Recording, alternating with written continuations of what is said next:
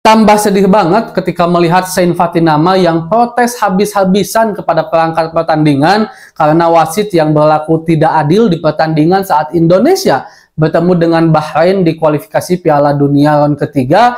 Dan Sain Fatinama ini adalah salah satu pemain yang mungkin sekarang udah cukup agak sedikit terlupakan karena ketutup sama permainan Kelvin Verdong yang kita harus akui juga sangat luar biasa. Tapi soal nasionalisme jangan pernah ragukan Sain Fatinama.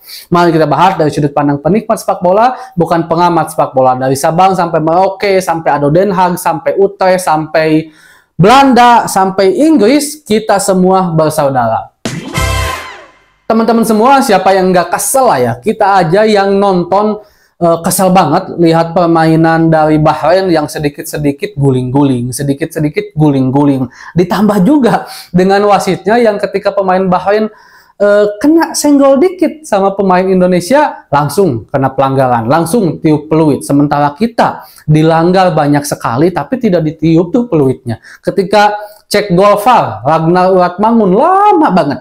Lama itu termasuk ke dalam kategori yang lama kalau seandainya kita berbicara tentang wasit di FIFA. Kalau di Indonesia, di Liga Indonesia yang baru awal-awal menggunakan VAR, lama itu masih agak kita kasih toleransi lah karena masih dalam tahap belum terbiasa, mereka cukup detail juga karena belum terbiasa dengan VAR dan segala macamnya. Ini semalam lama sekali, dan gol ketika Bahrain di menit-menit akhir yang ada indikasi offset, baru indikasi offset, nggak dicek sama sekali gitu kan. Dan yang paling pada akhirnya memuncak ketika ya peluit akhir belum kunjung ditiupkan, padahal waktu sudah benar-benar habis. Dan sebenarnya sesuai dengan law of the game, boleh kalau seandainya perpanjangan waktu itu ditambah dalam tanda petik. Jadi 6 menit itu hanya acuan, boleh ditambahkan, tapi harus ada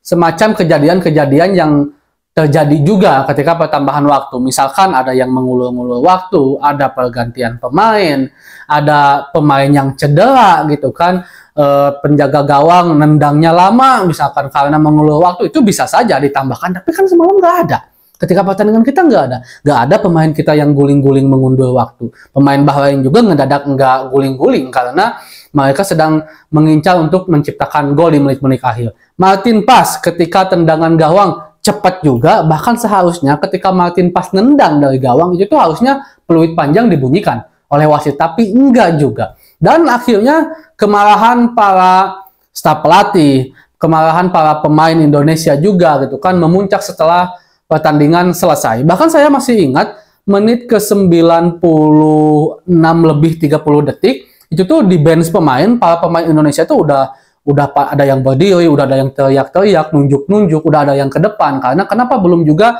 peluit panjang dibunyikan gitu kan. Tapi Coach Sintayong masih nahan. Kelihatan banget dari tangannya Coach Sintayong menahan, mungkin jangan berlebihan lah, biarin dulu. Tapi ketika lebihnya hampir 50%, bahkan 50% lebih, sampai ke menit 99, 100. Kalau golnya sih seingat saya 98-40 berapa lah gitu, hampir 99 menit, tapi tetap itu kan kelebihan yang terlalu banyak, apalagi jika dilihat bagaimana kondisi permainan yang tidak ada tuh, yang seharusnya wasit ngasih fleksibilitas perpanjangan waktu karena tidak ada yang harus ditambahkan. Dan pada akhirnya juga setelah pertandingan kita lihat bagaimana video yang sekarang udah sangat ramai beredar dari seorang Sain Fatinama yang dia protes keras, yang dia juga hampir saja bisa dibilang berantem gitu kan karena dia memperjuangkan harga diri bangsanya. Jujur saya nangis ketika Indonesia imbang diginiin, walaupun ini imbang rasa kalah gitu kan, dan saya lebih menangis ketika melihat perjuangan seorang Sain Fatinama. Begitu cintanya Sain Fatinama kepada timnas Indonesia, bahkan kalau seandainya dilihat dari permainan, Sain Fatinama sekarang bersama timnas Indonesia itu belum terlalu banyak bermain loh. Ketika dia datang ke Indonesia pun gitu kan udah proses naturalisasi, proses pengambilan kewarganegaraan.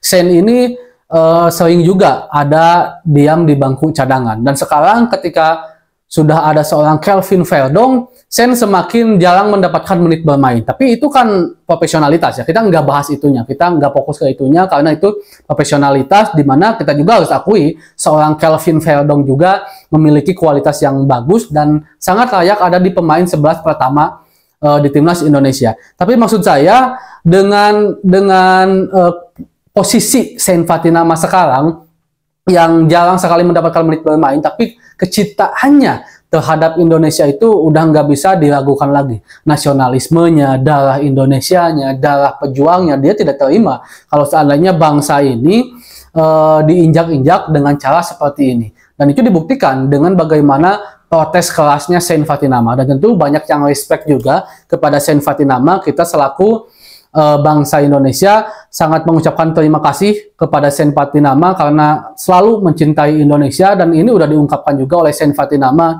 ketika dulu dia membela Indonesia, salah satunya karena amanah dari almarhum orang tuanya. Terus juga ketika Sen Fatinama ada di dalam salah satu ruang diskusi dengan Marcelino, dengan Coach Justin waktu itu, Sen mengungkapkan tentang kenapa kalian memandang kami itu sebagai kayak orang asing katanya, padahal saya juga adalah orang Indonesia secara peraturan legal menjadi orang Indonesia, saya juga punya darah Indonesia, tolong jangan banding-bandingkan itu. Nah, itu juga menandakan kalau Sen Fatinama juga sebenarnya selalu up to date dengan kondisi yang ada di bangsa kita, di negara kita, yang tentunya Sen sangat merasakan memiliki kepemilikan yang luar biasa terhadap bangsa ini. Jadi enggak cuma sekedar datang buat main bola, tapi Sen juga memposisikan diri kalau dia adalah rakyat Indonesia, dia warga Indonesia, dan dia tentunya harus mencintai Indonesia. Dan tentu dengan hasil